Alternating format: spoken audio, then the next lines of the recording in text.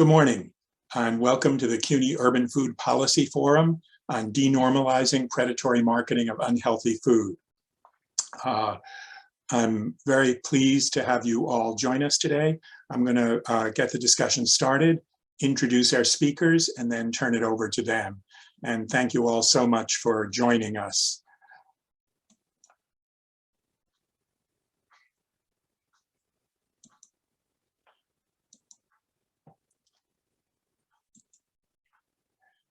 And the topic for today is predatory marketing. And I'm going to start by saying a few words about how we understand that term and why we think it is important. And I think a few definitions, and these definitions are part of the topic of discussion today. These are the ones we're using, but some of you might have other thoughts. And throughout the session today, we welcome you to post comments, reactions, and questions in the chat. Targeted marketing describes advertising directed at specific population groups and tailored to appeal to that specific group. And in our view, all advertising is targeted, and targeting is in and of itself not the problem, because targeting can either contribute to good things or bad things or indifferent things. A second term that has been used in the field is racialized marketing, which is advertising directed at specific racial and ethnic groups. And in some cases, racialized marketing can make groups that have previously been excluded from the marketplace feel welcome. But the risk is, given the deep structures of systemic racism in our society, that racialized marketing will reinforce those patterns of systemic racism. And so we question racialized marketing and look at its effect on health. The term that I prefer to use is predatory marketing, which we've defined as advertising of a product known to harm health directed at a specific population group. And in our view, predatory marketing is inherently problematic because it's promoting a product known to harm health. And we use the term predatory. Predator, according to the dictionary, is a person or group that exploits others, one that benefits by doing harm to others. In our use of the word predator, we focus not on the intentions of food corporations, their leaders or marketers, but on the consequences of their marketing. And these consequences include the increased consumption of products that have been demonstrated to harm health. And when predatory marketing is targeted at populations already at higher risk of health problems, it takes on an added moral repugnance. If we are successful in achieving our goal of denormalization, which we define as strategies and tactics used to make a common accepted practice unacceptable through public discussion, litigation, legislation, moral persuasion, or other means, then in the future, in 5 years or 10 years or some more distant point, decent societies will not tolerate commercial promotion of products known to harm health. Note that this is not a call for prohibition, but more a plea for common sense humanity, a recognition that encouraging others to harm themselves is not a characteristic of civilized people. So these are some of the questions that we hope to be addressing in our panel discussion today. We want to understand what strategies and tactics public officials can use to denormalize predatory marketing. And we're looking for strategies for public officials, advocates, parents, and ordinary citizens. We also want to understand successful and perhaps unsuccessful campaigns to expose or reduce the impact of predatory marketing. We want to understand how we can align our efforts to make unhealthy food less available and promoted with efforts to make healthy food more available. We want to know what strategies and tactics are most effective in changing food industry marketing practices. And each of our speakers has some things to say about it. And finally, and very important, we want to ask, how can those seeking to reduce predatory marketing of unhealthy food build alliances with others battling predatory marketing of other products like alcohol, tobacco, firearms, in the news a lot, unfortunately, these days, and other health-harming products. Just to remind us of some of the facts on predatory marketing. Highly processed foods, what some people call ultra-processed foods, are now the leading cause of premature deaths and preventable illnesses in the United States and increasingly around the world. And they're also a leading cause of racial and ethnic health inequities. Sugary beverages, a particular type of unhealthy food, are the leading source of sugar in the American diet. Food and beverage companies spend almost $2 billion a year marketing food brands and products to children, some as young as 2 years old. This figure always horrifies me. A study done a few years ago found that 84% of the food ads viewed by children promoted unhealthy products that were high in fat, sugars, or sodium.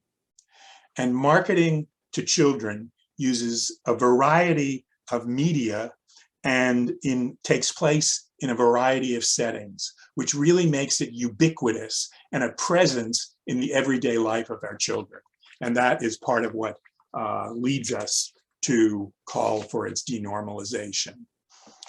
So we have some wonderful speakers today. The first is Senator Zelnor Myrie, a member of the New York State Senate since 2019. And he was going to talk in a minute about his bill, the New York State Predatory Marketing Prevention Act. And he represents a changing cast of communities in central Brooklyn. Welcome, Senator Myrie. The second speaker is Mara Einstein, who is a fellow faculty member at the City University of New York at Queens College and has been working or writing about the media industry for more than 30 years. Our third speaker is Tiffany Eaton, currently a graduate research fellow in public health, and also a member of a research group associated with the Council on Black Health. And she's going to talk about some of her research on how young people of color view food marketing, including racialized food marketing. And our final speaker is Amandine Gard, who is a professor of law at the University of Liverpool and has been looking at the rights of children to be protected from predatory marketing. And so we'll begin with Senator Myrie. We'll hear from him, and then he needs to leave because a bill he has introduced to protect voting rights in New York is going to be voted on later this morning, and he has time to answer one or two questions before we turn to the next speaker. I turn it over to you, Senator Myrie. Welcome. Thank you so much, Professor Fordenberg, and a big thanks to the Institute for putting this on. I'm very proud to be on such an esteemed panel with people that are much smarter than I am. So I look forward to learning as much as I do sharing a little bit about what we're doing in the legislature. As was mentioned, I had the honor of representing a changing cast of communities in central Brooklyn, but I get to represent where I grew up. I was born and raised in Flatbush in Brooklyn. I still live there. My office is there. And every day on my walk to school in Crown Heights, I had to walk past a Dunkin' Donuts, a McDonald's, a Wendy's, and a Checkers.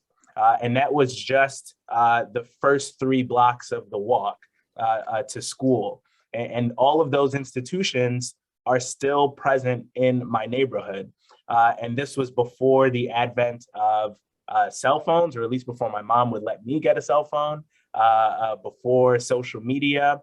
We had this type of advertising and presence of ultra-processed foods in the middle of a predominantly Black community. And so when thinking about the why would we try to stem this, it's very personal for me. We in my community suffer disproportionately on a number of comorbidities associated with the overconsumption of processed foods. My mom is diabetic, and we also suffered disproportionately during COVID-19 because of these very comorbidities. And this is not an accident, it's not incidental. This is because of predatory marketing directed specifically at people that look like me. And I thought it was interesting, Nick mentioned at the top some of the other industries that have been subject to some sort of regulation. I had the honor of sponsoring a bill last year that would allow for civil lawsuits against gun manufacturers for gun violence taking place in the state of New York. And the theory there was that there is an upstream accountability that is needed when your products or what you put out to the public is harmful. And while we all sort of recoil, and it's been a really tough past couple of weeks with mass shooting after mass shooting after mass shooting, all of those deaths are incredibly tragic, and it is incumbent on leadership to step up and make changes. We have, I think, a more pernicious attack on us, one that we can't see in one single event, but what happens with every single meal, one that happens when children are in school, what happens when parents aren't around, but what happens even at the dinner table intentionally, because that's all that our people can afford. I thought that we could not let this type of profits over people go unmitigated. And so we introduced the Predatory Marketing Prevention Act, and I'm going to give a big, again, shout out to the Institute for it's the first time I saw the phrase used that way, and looked at the body of research. And so we thought that we would include that in the title of the bill. And what it does is it empowers the Department of Health. It empowers our Department of Agriculture and Markets to regulate the industry with a certain number of parameters that they have to follow to determine whether this type of advertising is targeted to a specifically or particularly vulnerable population. Now, I also have the honor or something else you might describe of being a lawyer. And there are many legal implications that the folks that are much smarter than me, I think, are going to go into when we talk about regulating commercial speech. And what we heard initially from folks, not just folks in the industry, but people who had been through some of the battles in the past to regulate processed foods, was that this was going to offend all of our commercial speech doctrines, that there was no way that we could step into this space to reel in some of this marketing that's targeted. And we worked with a number of people on this call, but a number of experts in order to ensure that we were legally sound in the regulations that we put forward. And so I'd encourage everyone to take a look at the bill. I think it was just dropped in the chat. We announced it last Halloween. I dressed up in a big carrot suit, as politicians want to do, to bring some attention to it. But I stood right on the corner of where I used to walk to school to every single day. And I had a number of constituents stop me and say, what is this about? What is going on? And each person that I told, look, we got to stop this marketing to our children because it is quite literally killing them. People said, yeah, that's right. This is omnipresent wherever we are. And it's sometimes out of the reach of our control because of what's happening on the internet. So we're glad that you're doing this. And I'm hoping that we are going to ultimately be able to get this bill signed into law. It passed through committee last month. And so it is on its way. Now, we are in the last week of the legislative session. So I think it is unlikely that we'll get it done in both houses before session concludes on Thursday. But I'm encouraged by the responses that we've gotten. And when we have forums like this, where we can hear about how we might improve the effort, how we might improve the bill, and how we might spread the word. I'll just close on this. As we have seen in the gun industry, as we have seen in the tobacco industry, as we have seen in the pharmaceutical industry, there are people that value their profits over the lives of New Yorkers, over the lives of people all across this country. I think that's disgraceful. I think it is unacceptable. And I think that any elected official, any public official that has any jurisdiction over this industry needs to step up. Yes, it is daunting They have a lot of money. They have a lot of resources. They've beat back these efforts in the past, but that doesn't mean that we should give up. Our children are dying. They are vulnerable. If there's nothing else that we are tasked to do, it is to protect them, and it is to stand up for them and to use the law where we can to advance healthier options and healthy living. And so this is a big fight that we are taking on, and we're taking on folks with a lot of money and resources, but we have taken on bigger fights in the past, and I'm really glad that I have a bunch of folks with us today that are going to help us advance the cause. And so that's my brief introduction, Professor, and I'm happy to answer any questions. Thanks very much, Senator. And I have a question for you, and then we have a few minutes. If others of you have questions, please put them in the chat now. Senator Myrie, when this bill passes, what will food marketers not be able to do that they can do now? What activities will it stop? Yeah, and that's a great question. And I love you speaking it to an existence, saying when it passes, not if it passes. So when this bill passes, there are a number of factors that the court or the agencies will be able to run through in order to determine whether the marketing is targeted at vulnerable populations. And those factors mirror a lot of what we've seen from the FTC in how they regulate some marketing to children online. And so you look at the type of music that you use, the characters that are in the advertisement. You look at any celebrities that could appeal to the vulnerable population. You look at the color schemes that are used, and a number of other factors to determine whether or not this is targeted at children.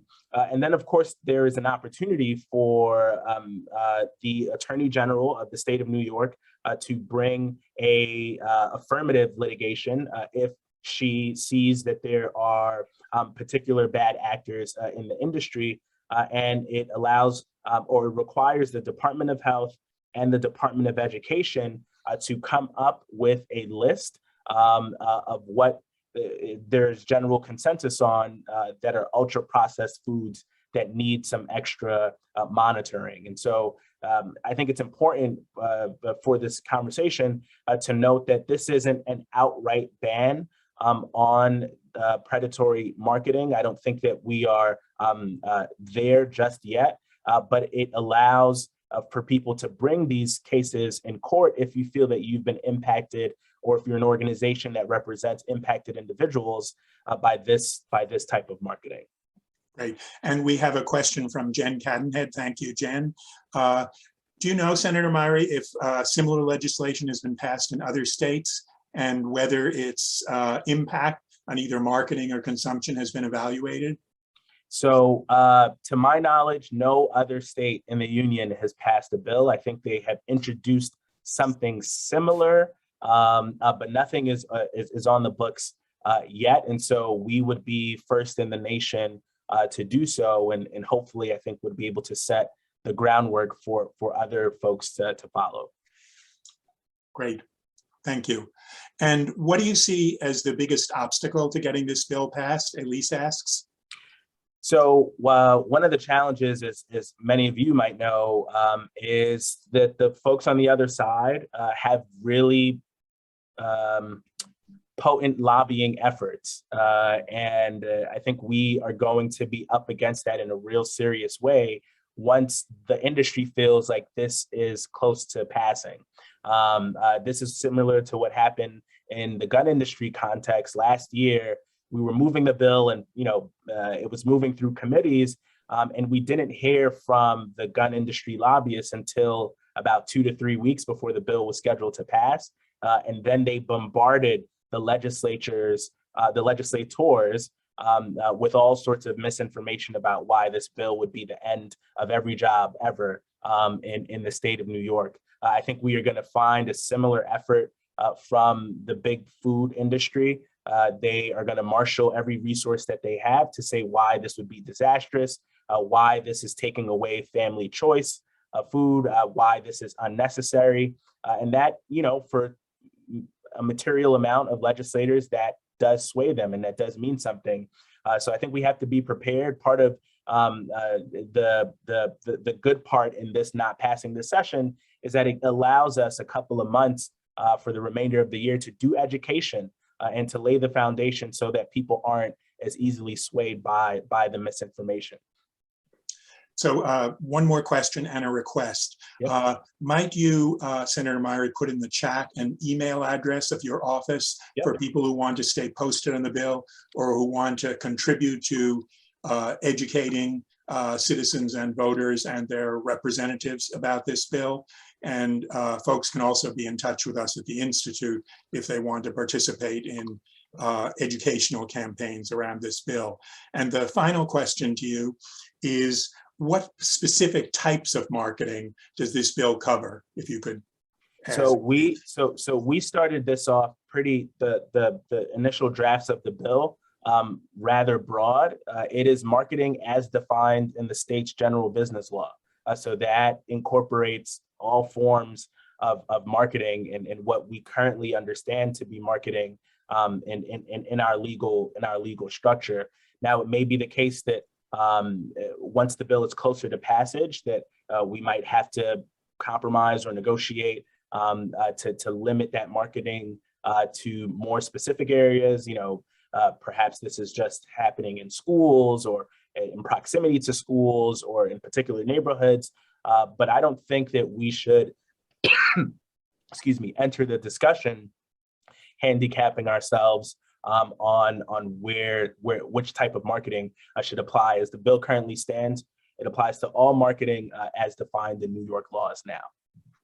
Great. Thank you so much. And thank you for joining us. Really appreciate it. Thank you for having me. I'm going to stick around for a little bit so I can hopefully hear some of the other panelists. But again, thank you for this opportunity. And I really encourage folks to reach out. Great. Thank you. Our next panelist will be Mara Einstein, a professor at Queens College here in New York City. And Professor Einstein, I wonder if you could tell us how the new advertising technologies that have evolved in the last decade or so have changed the marketing practices of companies, and in particular, food companies.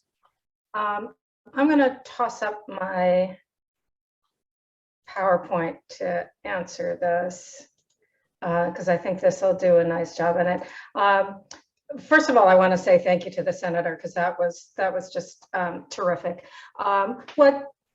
One of my most recent books is called Black Ops Advertising, and what that talks about is all of the hidden ways that we are being marketed to that we don't know that we're being marketed to. Now, I wrote this about adults, and so imagine what happens when you start taking that idea to kids and teenagers. This is actually nothing new. Some of you may have heard of David Ogilvy. Ogilvy was the founder of Ogilvy and Mather. He wrote a book called Ogilvy on Advertising, which he wrote in the early 1980s, and people still read it. He's famous for saying the consumer isn't stupid, the consumer is your wife. But he also said there is no need for advertisements to look like advertisements. If you make them look like editorial pages, you'll attract 50% more readers. And that's really what advertisers are trying to do. They understand that we don't want to engage with commercial messages, so they try to hide them as much as possible. So in terms of the three ways that we think about, particularly in the online space, the sort of new marketing that occurs are branded content, native advertising, and product placement.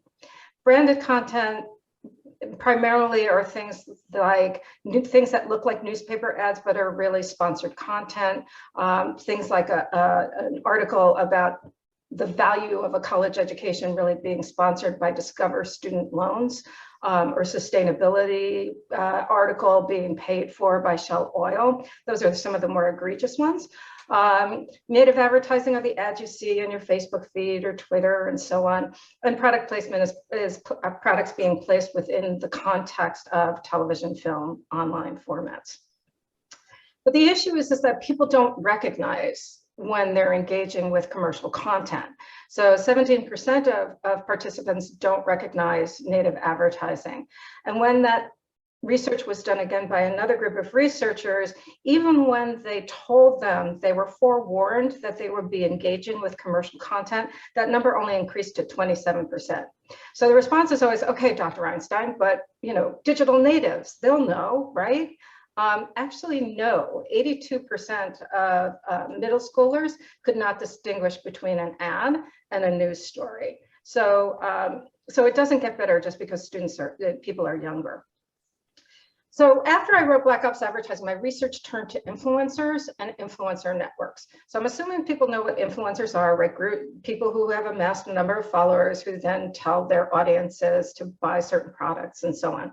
What people may not be aware of is influencer networks, which are organizations that keep information about influencers. And this happens to be one called Hyperbrands, but there are also ones called Upfluence and so on and so forth. And there's thousands of them. And they work with influencers, and an advertiser will go to them with what's known as a platform and say, we want an influencer to talk about our product. They want to do it by this and this date. These are the things we want them to say. This is how they need to position the product.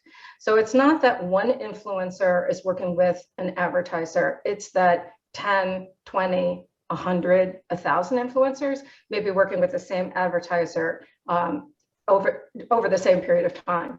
When I interviewed an influencer network, I said to them, oh, so it's like a broadcaster. And he said, no, it's not. I said, no, it is. It's exactly like a broadcast model. You have a television network that sends its content out to affiliates all over the country, and they send the same message. He said, well, yeah, it is sort of like that, but don't call it that. But it is. What's interesting about what's happening now is what most people think of when they think of influencers as mega influencers, right? You think of celebrities, you think of Beyonce or Lady Gaga and so on, and so on, millions and millions of followers.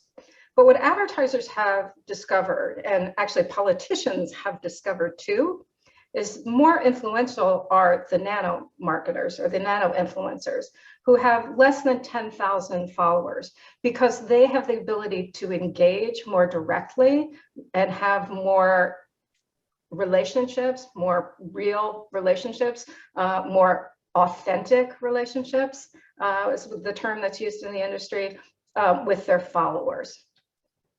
So how does this impact in terms of kids marketing? Well, there's kidfluencers. And these kidfluencers sometimes show that they are being paid and sometimes not. So this one on the right, you can see it says paid sponsorship, and certainly the semiotics of that picture with the food product in the front and the girl smiling and tilting her head, right? That screams ad. So that one, not great, but okay. But the two little girls with the car seat, it doesn't really say anywhere that that's an ad. Now, the FTC requirement is that if you are promoting a product, that you must use hashtag ad, hashtag sponsored, as close to the top of the post as possible. And that doesn't exist on there. It does say something like, we love our car seat, but that's the extent of it.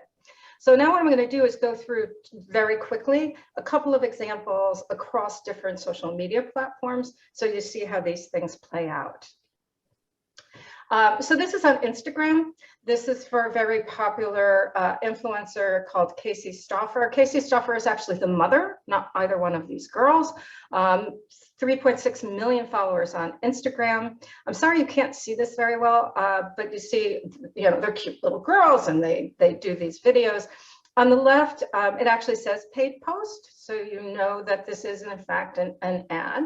On the right, the two girls are sitting with yogurt, and there's nothing in there that says that it is a paid post. But again, given the semiotics of the product being placed in the front and the two girls with it, I refuse to believe they're just eating that yogurt because they love that yogurt.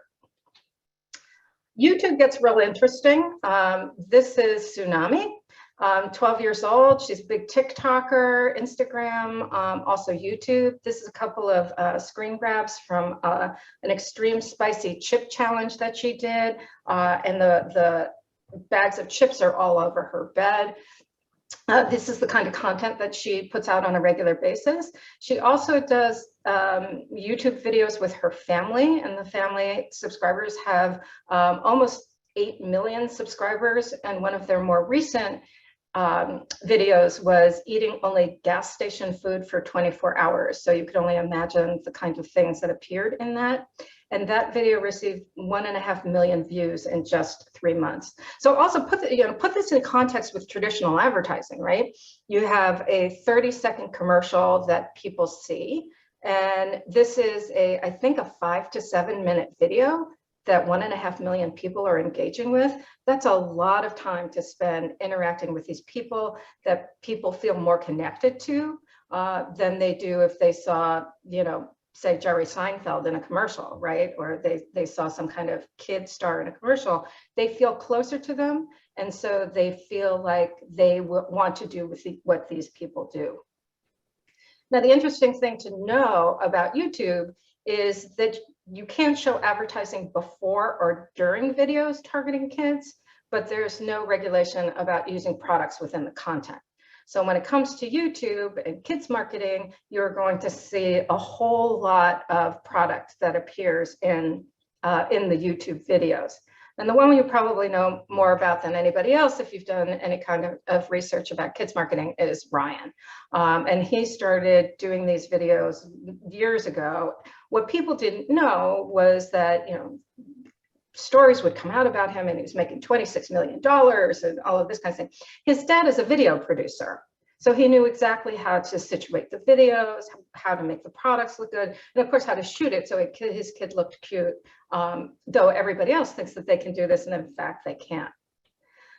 Ryan now has become this huge phenomenon, and he has shows on over the top networks. He has products, preschool products. He has products with Colgate, and he belongs. His content is produced by a company called Pocket Watch, Pocket Watch is trying to create other influencers like Ryan, and so far it doesn't appear to be that they've had a whole lot of success.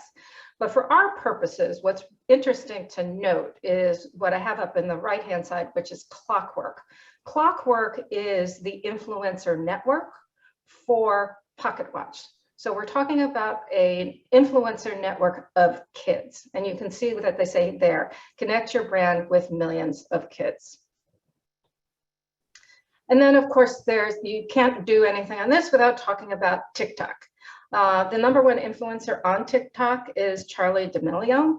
Charli D'Amelio has 141 million followers. She's now 18. She started a couple of years ago.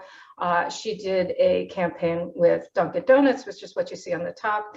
And the bottom one is for Taki. She has dozens of sponsorships that she does. And they do say paid sponsorships, and you can tell that they are. But the issue here, in the same way it's an issue with the Kardashians, is they have young followers, right? People, teenagers, adolescents aspire upwards. The same way older people aspire downwards, young people aspire upwards. And so they look to the adults in their life, the influencers, to tell them what are the things that I should be doing in order to appear more adult. And so you can only imagine the kids watching this and thinking, oh, these are the things I should be eating and drinking.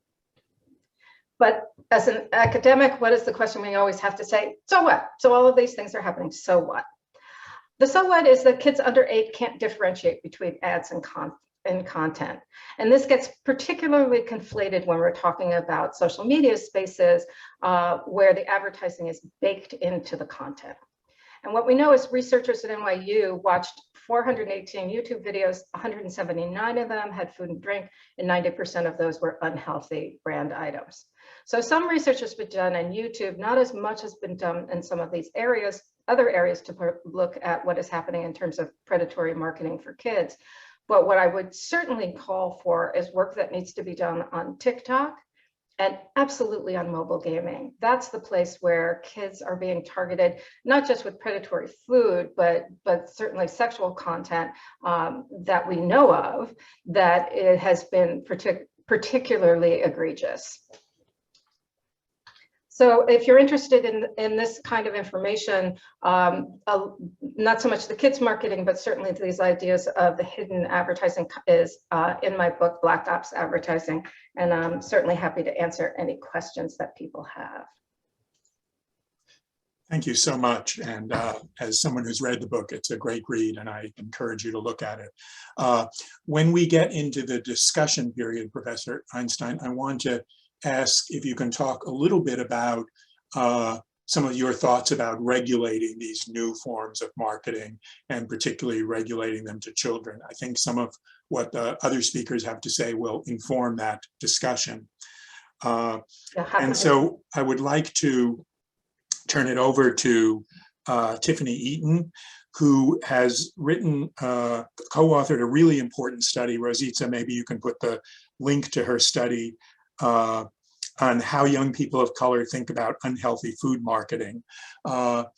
And maybe you can tell us a little, Tiffany, about your study and what you learned about how young people of color think about this food marketing that we've been talking about. Sure, and just thank you for that introduction, Dr. Freudenberg. I'm so happy to be here with all of you this morning.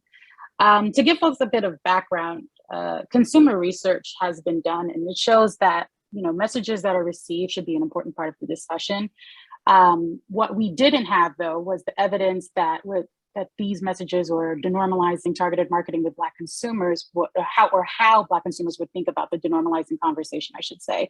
And so we wanted to hear more from Black consumers. And so what we essentially did was for our study, we engaged Black community members from 3 different localities. And basically had conversations about marketing practices that they might consider problematic. And we brought them in to really elicit their ideas for taking action and how to change these practices. And so in our study, we didn't ask youth directly, but what we did was ask young adults and caregivers of children under the age of 17 what they thought about these practices and what was happening for youth to get at another angle. Our study did build on a previous study that some of the authors on our paper were a part of as well, that assessed Black youth and adult consumers' responses to targeted marketing. And authors found that participants viewed marketing practices as being expected, understandable, because they aligned with what they considered good business practice that aimed at maximizing profits. However, these profitable business strategies were not necessarily viewed as negative by everyone. And so both studies found that negative messaging didn't resonate as much as we thought it would directly with youth, and that there might even be a positive sentiment associated with a particular commercial or ad. In addition, there's evidence that Black youth may also trust food advertising more than peers in other racial or ethnic groups. And, just like Senator Margery said earlier, effective counter-marketing in the food arena in general, but especially for youth, is extremely challenging. So as we continue to talk about denormalizing, we should just continue to emphasize the importance of hearing consumer voices and incorporating their insight into those actionable strategies.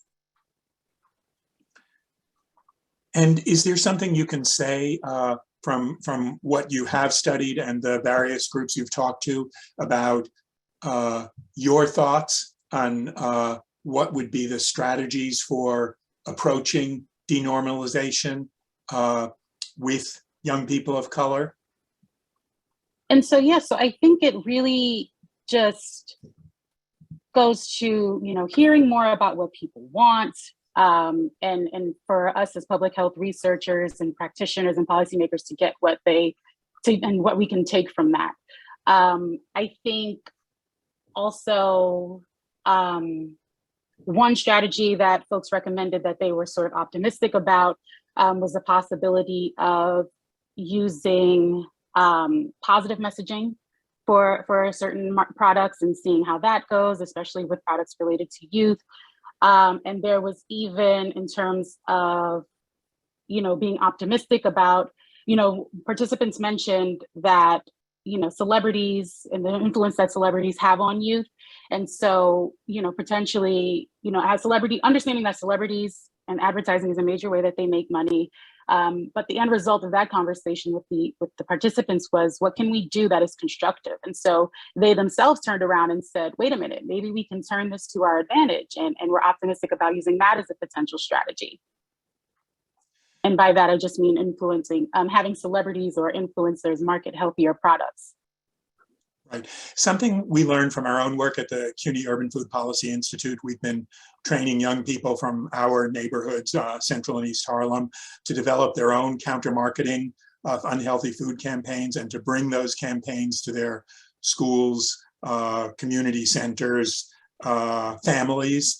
And what we found was that for many of the young people who joined our program, what motivated them was concern for their parents, grandparents, brothers and sisters who were suffering from diabetes or hypertension. And they were worried that the increased consumption of unhealthy foods would worsen the health of people they cared a lot about and also others in their community. Is that anything you encountered? And I wonder what whether that's a replicable finding. So for our finding, we found that the youth-oriented efforts to address targeted marketing might be a strategic approach that we use. The previous study, they did talk about how those business practices, how they didn't realize the effect of, counter marketing and how it affects the community. But in the same token, there is the idea that and I just lost my train of thought, sorry, but there is the idea that they could use different approaches that marketing, and I'm sure I'm not even answering the question at this point, but understanding that some of they expressed the dislikes for certain aspects of marketing and found some of them to be unfair, discriminatory, or harmful. And so we did see that in terms of that, but there was also some that had relatively tolerant or positive views of marketing. And so it's sort of like a mixed bag in terms of what the youth are experiencing or seeing. Right. And one other question, and this is a discussion, our findings are what they are. We looked a lot at the tobacco experience and, for example, the Truth Campaign, which found that young people often resented after a conversation being targeted by big companies, based on their age or race or other characteristics. And we wonder if that could also be the desire of young people not to be a chump, not to be victimized. Is that anything that in your conversations you encountered, and do you have any thoughts about that? So in terms of our current study, we had folks mention that, it's not necessarily being a chump, but they talked about how, marketing, racialized marketing is to our communities is wrong, but on the other hand, the seeing themselves in ads and representation is sort of important too, depending on the product. And so I think, can you rephrase the question that you're asking? I'm sorry. I'm just asking if, whether from the tobacco experience and the effort to, that's really where the term denormalizing came up, that there were a variety of strategies that helped to denormalize tobacco advertising to young people. And just, I ask, and I don't know that there's an answer, whether we can apply some of that to counter-marketing unhealthy food, and particularly its racialized dimensions. Yeah, and so what I guess my hesitation is, I know that we're currently working on this. We're working on a youth-led sort of approach towards counter-marketing of unhealthy foods and beverages. And so I can't say too much for confidentiality reasons. And so I'm trying to work a way around that. But maybe I'll just keep you all posted and just stay tuned on some of the work that we have coming up for sure. That's great. We really look forward to it. And thank you so much for sharing your insight. And I wanted to agree with you on the importance of talking to young people and talking to the communities that are targeted as a critical part of developing our response to predatory marketing. Our final speaker is Amandine Gard from the University of Liverpool, a professor of law. And Professor Gard, we want to know why you make the case that children have a basic human right to be protected against targeting marketing of unhealthy food. I turn it over to you. Thank you, and thank you very much for having me. I'm absolutely delighted to be here today. So before I answer your question specifically on food marketing, I would like to say 2 words on what a rights-based approach actually entails so that we set the parameters for my response. So a rights-based approach is intended to provide a normative framework that draws on international and possibly regional human rights law to provide a way to think about a given problem. And under a human rights-based approach, there is a recognition that individuals, including children, have human rights that states must protect, and must in the sense that they have as duty bearers a legal obligation to protect the rights of all right holders. So it's enshrined in law. Human rights are not optional. Once a state has ratified a given convention, it is mandated to implement these conventions and uphold the duties that are within these conventions and be held accountable if they don't. So under the UN Convention on the Rights of the Child specifically, children have a broad range of rights that are relevant to this debate on the regulation of food marketing. The right to health, the right to adequate nutritious food, but also, of course, when you talk about digital marketing, as Myra was doing earlier, the right to privacy and the right to be free from commercial exploitation. And I'll say a bit more about that in a minute. So the idea is that these socioeconomic rights that children have are intended to ensure, if adequately protected, that children develop to their full potential and they can thrive. And we know that predatory marketing and food marketing, more specifically, does impact on children's ability to thrive. Now, I'm speaking largely to a US audience, so I will say at this stage that the US regulatory framework is extraordinary in 2 respects, and that does relate to what I'm saying. Firstly, the US is notorious for not having ratified the Convention on the Rights of the Child, and that makes the US well, a sad, forgive me, exception as far as what I'm saying is concerned. It's of limited use in the US, but I hope to show that it has been or could be of use elsewhere. And the second reason has been mentioned before is that the US, as you very well know, protects in a way that is very extensive, I would say misconceived, the right of corporations to free commercial speech. And again, I've just edited with my colleague Oscar Cabrera from the O'Neill Institute a special issue that's forthcoming in the Journal of Law, Medicine and Ethics on freedom of commercial expression and non-communicable diseases prevention. And what comes out of this issue is that the US is very unique in protecting corporations more than it protects the right to health and the right of children to privacy and other rights they have. So that's basically the problem in the US, if you like, is that the convention does offer some hope for the regulation of food marketing. And why does it?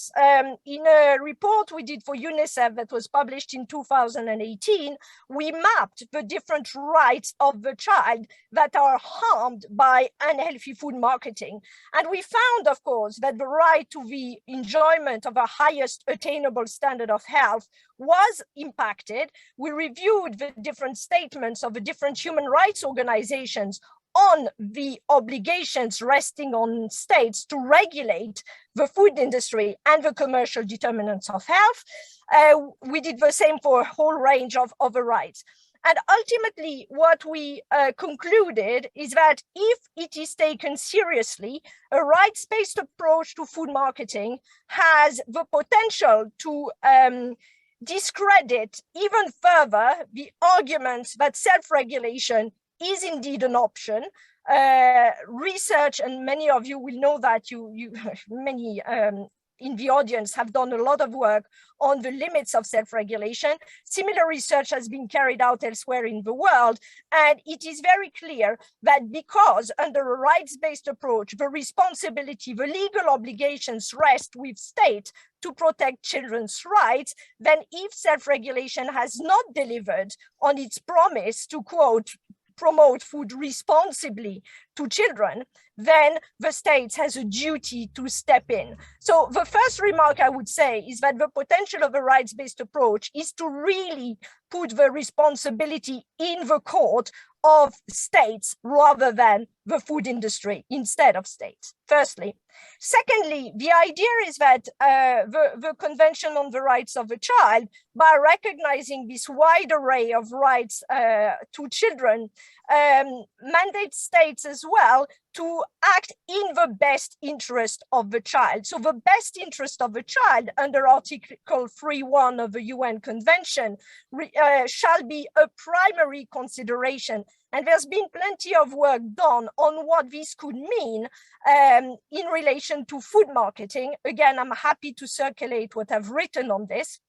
And the idea is that if it is established, as we've seen in different states that have started to regulate, say, television advertising to children, that investment shifts from regulated to unregulated programs, to regulated to unregulated media, say from television to the internet, from regulated to unregulated settings, say from school to stadia where children attend sports events in high numbers, etc., then you need to adopt a comprehensive approach, because the objective is indeed to ensure that the rights of a child are effectively protected. So therefore, we've argued that the Convention on the Rights of the Child, if interpreted in light of the evidence we have on the impact of food marketing on children, states should regulate extensively, adopt comprehensive restrictions to the marketing of unhealthy food. And again, Mara, you mentioned the age. The argument we've put as well is that it is not enough whether children can distinguish content from marketing. I think this is an important issue, but this is not enough. A child rights-based approach recognizes that all children that are negatively influenced by certain commercial practices should be protected up to the age of majority, 18, and therefore, if there is evidence, as there is growing evidence, that children and adolescents in particular find it difficult to resist the persuasive power of food marketing, then they should be protected, and a regulatory intervention from the state is indeed warranted. And you see that in the UK, for example, the age is 16, in Chile it's 14, etc., etc. The idea that we should rely on outdated cognitive behavior models in this field is losing some of its weight in light of the new evidence we have. So I'll stop here, but I'm happy to expand on any other points I've briefly touched on. Thank you so much. And I do have a question for you. You talked a little bit about the European Union. Could you say a little more about what the prospects for their developing some regulatory frameworks that will move us forward on this? And might there be things that we could learn from in the United States? Yes, so we can start by learning from the mistakes of the European Union, in that the European Union for years and still now to some large extent has relied on self-regulation. And there's been a very fierce critique of this European Union pledge that the major food manufacturers have adopted, that is full of loopholes and does not reduce ultimately the impact of unhealthy food on children. So I'll say what we're doing in this field in a moment, but there is also a success story to the EU regulatory framework that I would like to mention, which is that in the field of digital marketing more specifically, and in relation to the right to privacy and the right to data protection, the EU adopted in, well, now it's been 4 years in force, the General Data Protection Regulation that contains some limits on the use of profiling for children. And this provision now is becoming even more robust with the adoption of the Digital Services Act. It's not yet on the statute book, but we have an agreement of the European Parliament and the Council of Ministers, the two authorities that must together jointly agree any legislative provision for them to become law. And there will be a ban on online profiling of children, so no possibility to collect, process and use children's data to specifically target them with commercial marketing. So you see that in the digital age, we will have a level playing field that will be applicable in all 27 EU member states and possibly other countries. So in this respect, the EU is moving in relation to the regulation of online platforms. And it's not, as I said earlier, moved as much on the regulation of marketing more generally, but we have set up a food marketing initiative that is picking up. So we've drafted a directive. Again, if you're interested in the text, I will be happy to circulate it.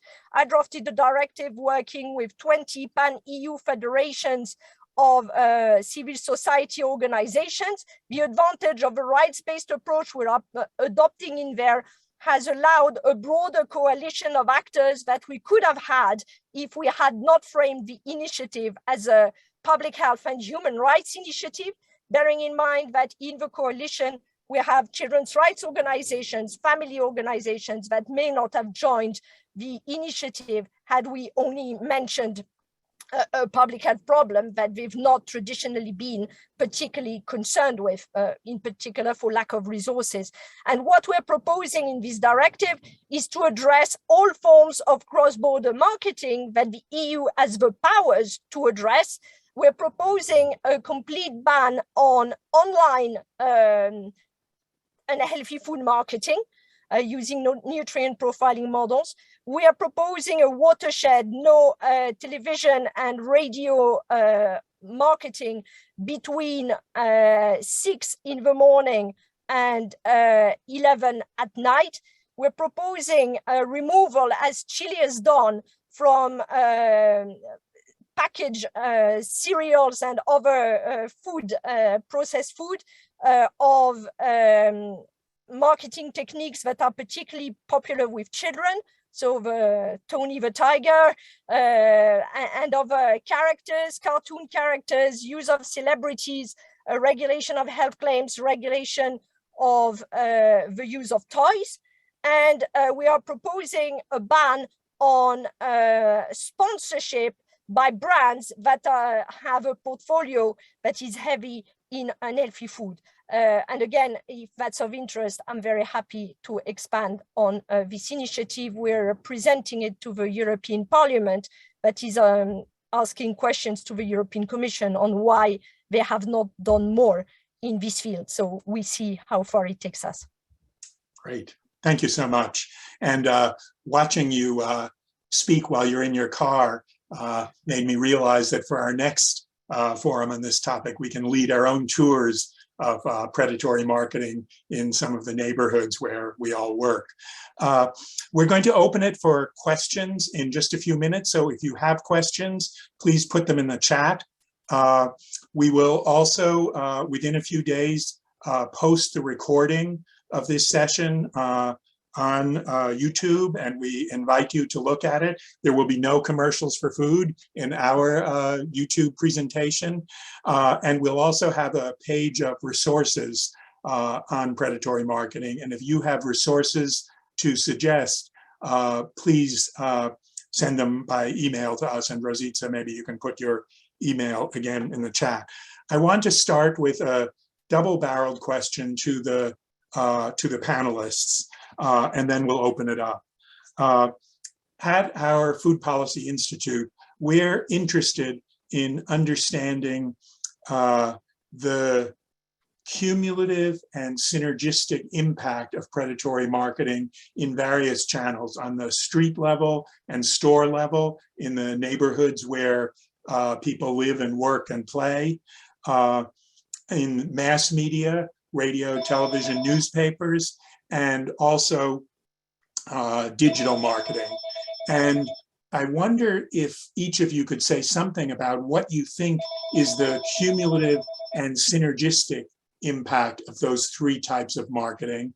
And then also, if you can say something about what the implications are for regulation, that this is happening in many different channels. Is there someone who wants, from the panel, who wants us to get started on that? I can jump in since I'm the advertising person specifically. The way that our understanding of the way that marketing works is that consumers need to see or hear a message 3 times, not the same commercial 3 times, but the message 3 times. So it doesn't matter if it's happening over television or if it's happening online or it happens on a billboard. That's been true forever. So, you know, deciding to regulate one place versus another doesn't make any sense. It has to be some kind of regulation that blankets all aspects of advertising to kids.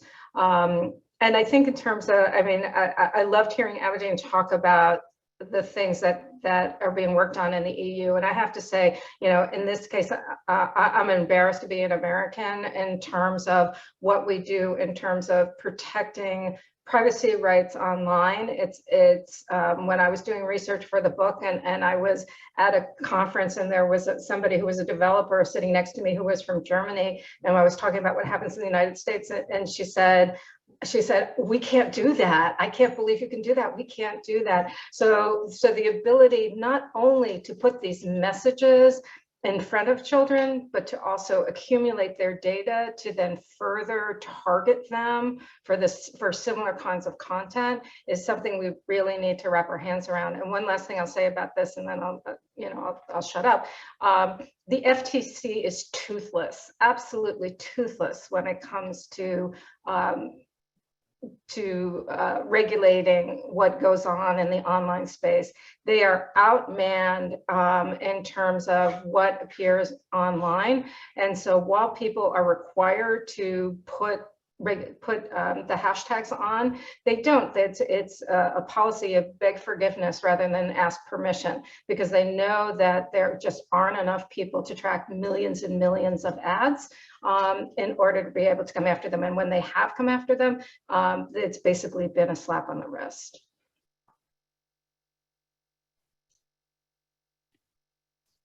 Can I come in at this stage? Please do. Okay. I mean, on your point that the FTC has been toothless and by contrast, the Supreme Court has been very interventionist. I think there are some remnants of the 70s. And when you see that from, you know, afar, what's quite staggering is that the advertising practices have evolved, as you've shown, very, very rapidly. And we know that the impact of broadcast advertising are amplified, Nick, to answer your question, by online advertising, that these effects of paid-for advertising are amplified by earned advertising and viral marketing through user, you know, liking certain pages or forwarding posts and so on and so forth. So yes, there is this synergistic effect.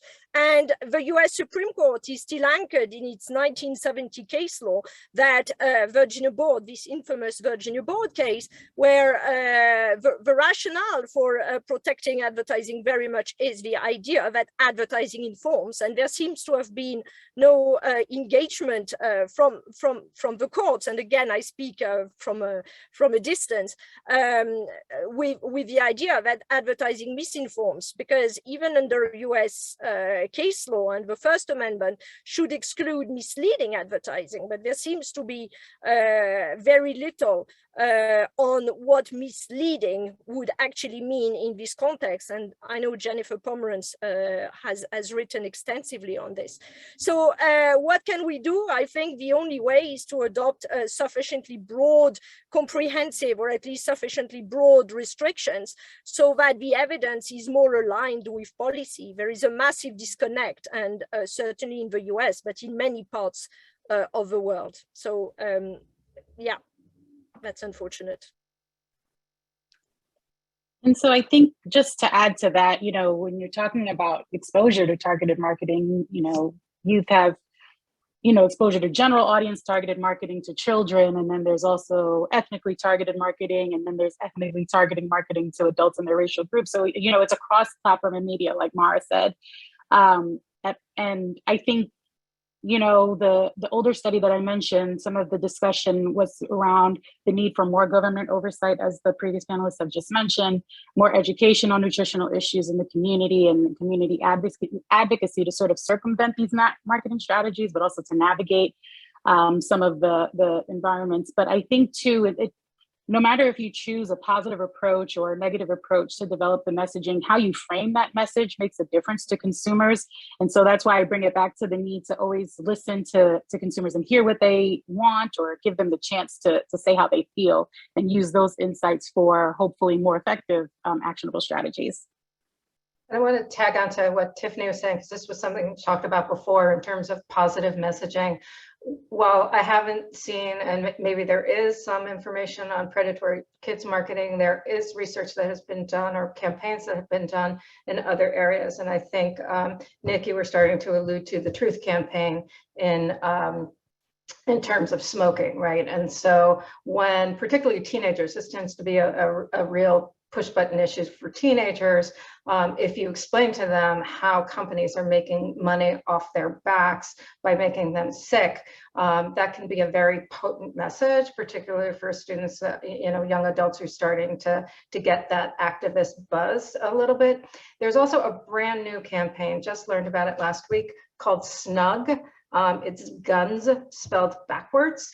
And it is a campaign for teenagers to present this idea of snug, that there's an opportunity to be held and protected and safe as an alternative to turning to guns when you are feeling badly. It was tested, it is tested really highly. It has been created by an organization called Project Unloaded. And it might behoove us to look at what they did in creating that campaign and how it might be applied to this space. And one other thought on this topic, and then we'll turn to your questions. I think many of these, as the three of you have just suggested, comes to questions of power and the power of the food industry. And I think a key factor there is the increasing trends towards monopoly concentration in the food industry as well as in other sectors. And there is some new effort in Washington and elsewhere to use the powers of the federal government to address monopoly concentration, as has been done at other points in US history. And the fewer industries that are selling food, the more their power to shape the market and to dominate the marketing and to set their own rules.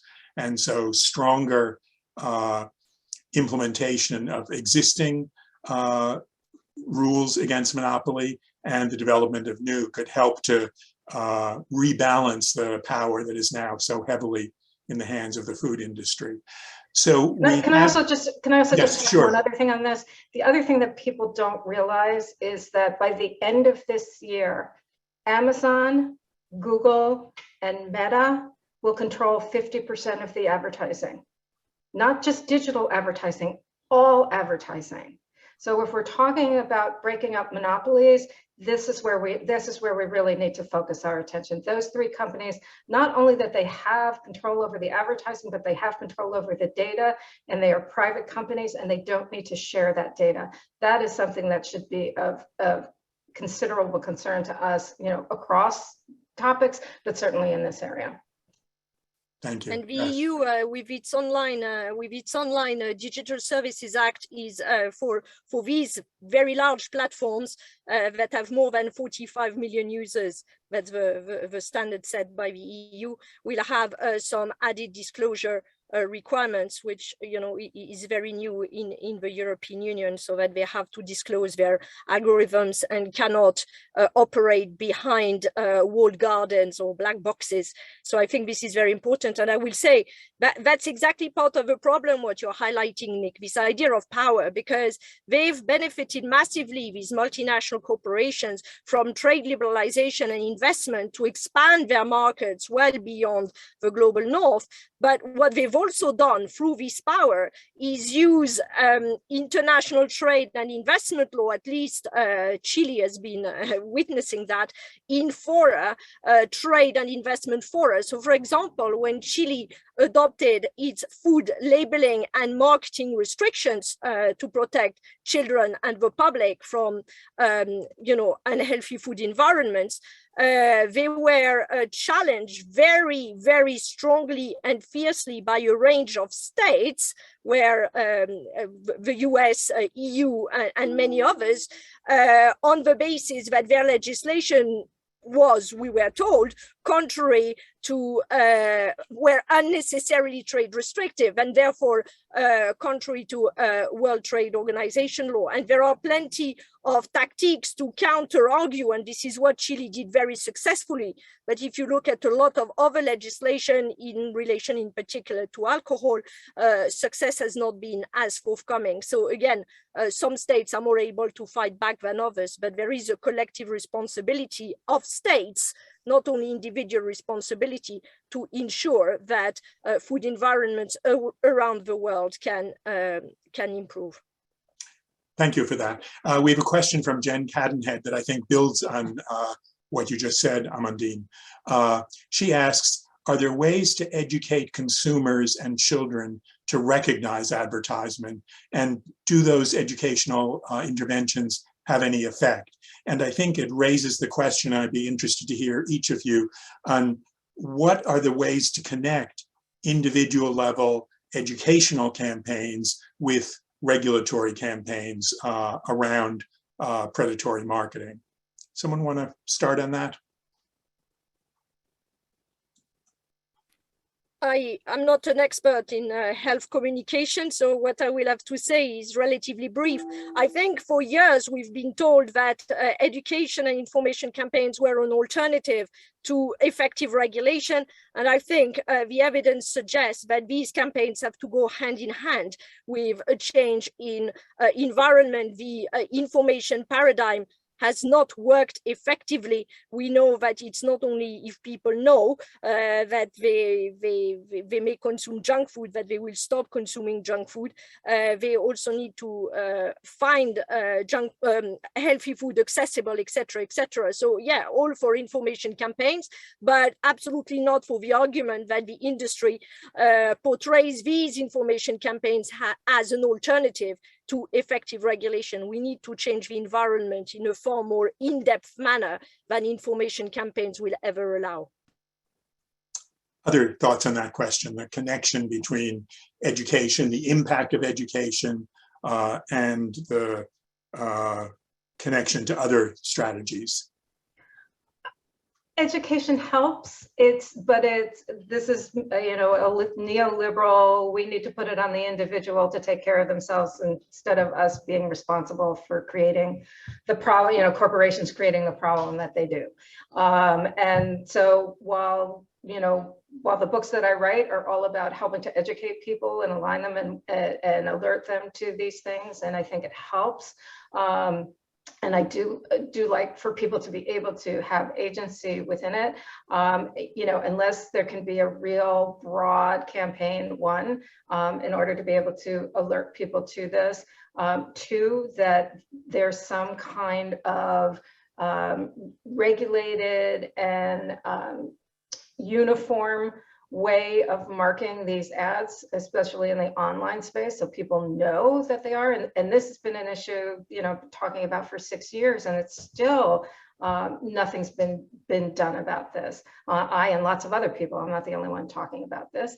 And also, you know, with kids, look, a parent doesn't have the time to sit and watch what their kid is looking at 24 hours a day. And so while it's helpful to tell the kids, sit with the kids, I sat with my daughter when she was little, every time an ad came on, I said, advertising lies. That's all you need to know. Advertising lies. Now, it doesn't, but, you know, good to push that. Parents don't have the ability to do that if they've handed a kid an iPad or they've handed them a cell phone. And it's really harder to see on a cell phone because the space is just so tight. So I think it's and, not or. And so I agree. And I think the only thing, you know, this just might be an area where we need more evidence and more research to see if these approaches can work hand in hand, where you can have, you know, the individuals advocating for themselves, but also you have the industries, you know, on their side also working to either strengthen some of the regulations or the loopholes in the regulations that are currently existing. I would caution against, sorry to jump in, I would caution against the need for more research. Yes, researching how education could work better is one thing, but the playbook of the industry is to say that education is the panacea, still is in a lot of countries. And I think we have enough to suggest that this is not the case. And there's been plenty of research done around the world on this. So I'm not dismissing that we may want to research what would work better, what kind of messaging, but this idea that this is yet another reason for delaying what we've known for years, that marketing does have an impact and must be regulated. The evidence has been unequivocal for years and is mounting always in the same direction. So I would be cautious and I would strongly urge for regulation. Something that comes from our experience is that education can include preparing young people, children, and adults for advocacy and for entering the regulatory arena. And in fact, our work of preparing young people to do education in their schools, communities that I mentioned before, was what brought the issue to the attention of Senator Myrie. That's a direct example of education leading to the opportunity for policy change, and now young people being able to advocate and educate for the passage of a law that will better protect them. The next question comes from Shiriki Kumanyika, and Professor Kumanyika, welcome, so happy to have you here. I know I've learned so much from your work on marketing and the food sector.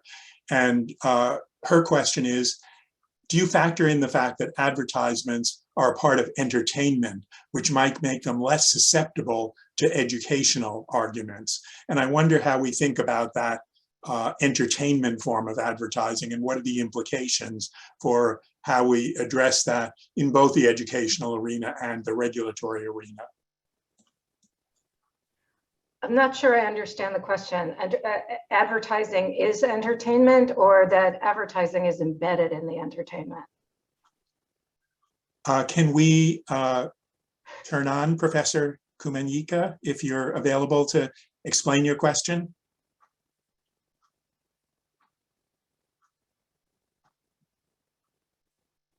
Yeah, sure. Thanks for unmuting me. Thanks for having this program. It's just really important and fantastic, and I'm looking forward to seeing what happens with the legislation. We found in some of our studies with consumers that people are entertained by advertisements. I mean, when you look at the way they're made, a lot of them are entertaining. People found that they remembered the ones that were silly or weird and just stayed in their heads for a long time. And we had one moderator who stopped in the middle of moderating and just talked about a certain ad that just was always wonderful and made her feel really good. So that, I mean, education, I mean, public health folks, you know, we're kind of dry and our arguments are so right. But is that where people are? That's what part of what we're trying to say, is that where people are? Because even if they recognize that they're not good for them, they might still find that a pleasant part of their day. Two things about that. One, look, advertising does one of two things. It entertains or it informs. Those are the two key things that it is supposed to do, or it can do both. And particularly now when the broadcast space or the television space has people are cutting the cable cords or they're turning to streaming services, the advertising has to be more entertaining than ever before. People won't engage with it. That's part of the reason why the advertising in other spaces has become so surreptitious, because people will do almost anything they possibly can to avoid advertising. So 40% of Americans have ad blockers. More than half of people who have DVRs use their DVR to avoid the advertising. Everybody has streaming services to avoid the advertising too. And not surprisingly, when Netflix said that they were going to add advertising to their platform, their stock price plunged 37%. So people by and large don't want to interact with advertising if they can avoid it at all. So advertisers have to do everything they possibly can to make it incredibly entertaining.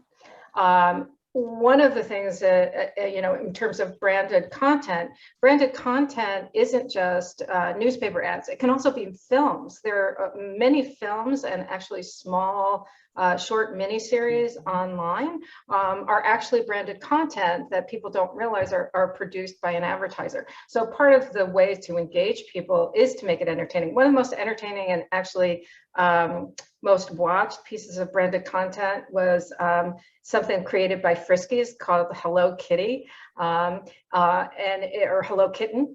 And it's about it's cats. People love cats on the internet. So of course everybody watches that.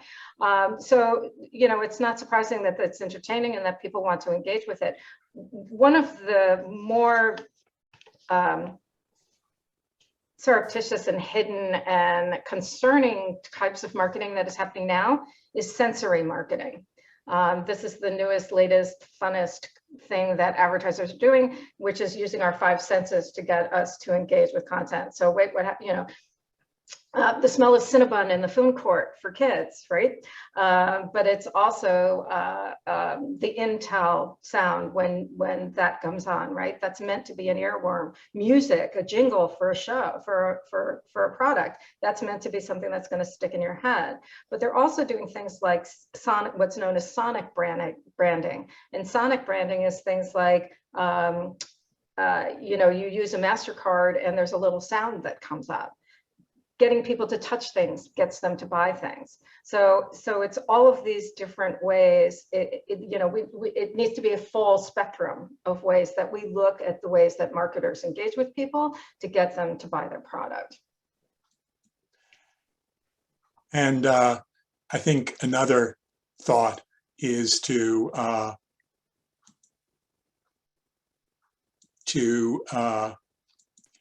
think of different ways to appeal to emotions and to be, if not entertaining, engaging on the emotional level. And these are 2 images from the campaigns that the young people we work with develop that really get the people they interact with to think differently about food advertising, and that being shocking or challenging or opening the door, that was part of what the Truth Campaign learned about the value of that, and we need to think about how that might apply to food. We have time for a couple more questions, and then I'm going to ask the 3 of you to close up with any parting thoughts. Do we have any more questions that any of you in the audience want to ask? If so, please put them in the chat now. In the meantime, can I just go back to Shiriki's question. It's a great question. And there are 3 points I'd like to make very, very briefly on this. First, it all depends how you define advertising, right? Because if you regulate advertising and you define it narrowly as, something separate from programming, you're missing a lot of pervasive, immersive marketing that's going to take place. So the WHO recommendations refer to advertising or other forms of commercial promotions. And I think this is very important to cast your net very broadly. And it seems to me as well that the evolution, that's the second point, with the increase on pervasive, immersive forms of marketing and the blurring the line between entertainment and information, weakens the argument that advertising should be protected as a source of information on which consumers rely to make their consumer choices. And the third point is that we need to expose industry practices, and these pervasive, immersive strategies need to be exposed, and not only at product level, but also at brand level. And I'll stop here. Great. And I'm going to ask each of you to take maybe a minute to give closing thoughts. And Amandine, there's a question that maybe you can answer in your closing thoughts, which is, what would it take here in the United States, perhaps at the state level, to address some of the issues about the human rights protections that so many other nations have endorsed? Tiffany, do you want to get us started in giving us some closing thoughts? Sure. Well, this has been very informative for me as somebody who is newer to this field.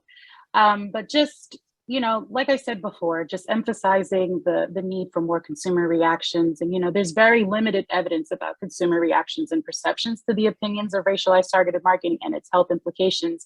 And so when I say more research is needed, it's more so to better understand and to capture those deeper nuances of the salience of racialized marketing on consumers, especially in the context of the multitude of issues that communities are facing with. And, we can see where this fits in from their perspective, and then use those insights and, community members' expertise to sort of inform and maximize the effectiveness of, future research practice or policy initiatives. And that's all. Thank you all for having me today. I don't want to take up too much time. Thank you so much. Mara, closing thoughts? I would agree. I thought this was great, and it was really lovely to hear what Amandine was talking about, because I think we have a lot to learn from what is happening outside of the United States. I will also say, as a former marketer, that marketers hate being regulated. And so they will always throw up the flag. We'll take care of this. We'll do this. And the fact of the matter is they won't. They say they will make some certain efforts, and then they never do. So I think it's time for regulators to step in and put some guardrails onto food marketers. I also think that there can be curricula for children that will help them. There's a group that I'm involved with called Foolproof that does the same sort of thing for children, and they create curricula for how not to be targeted, particularly as it relates to finances. But I think the same thing could also be used in terms of how to help teach kids about predatory marketing to them. Thank you. And Amandine? Yes, thank you. And I've also very much enjoyed this panel. Thank you again for having me. I would like the US to ratify the Convention on the Rights of the Child. There were some talks about it some years ago. Unfortunately, it did not happen. I think this is very important, not only to help shift the discourse, but also to then implement these rights at national level. How that's done in the US, I'm really sorry. I do not want to pretend that I know when I don't. So I'll leave that to colleagues who are more aware. But starting with a ratification of a convention potentially offers powerful avenues. I would also like to say, even if there's no ratification of a convention, going back on the point that misleading advertising is not protected by the US the US Constitution First Amendment. And I think, as Jennifer Pomerantz again has made clear in some of her writing, that there are possibilities there. wonder if there is not the possibility to hope in the short term for a radical shift of how advertising is perceived and protected by the US Supreme Court at the moment. And finally, I would say engage with the playbook, because we didn't talk much about the economic arguments that the industry puts forward. They don't like to be regulated. They have a range of strategies, soft lobbying to economic arguments, job creation, GDP contribution, etc., and legal strategies attacking governments that do dare to regulate. But when you dig into the economic arguments, and that's what the UK has done before adopting its wide-ranging restrictions on food.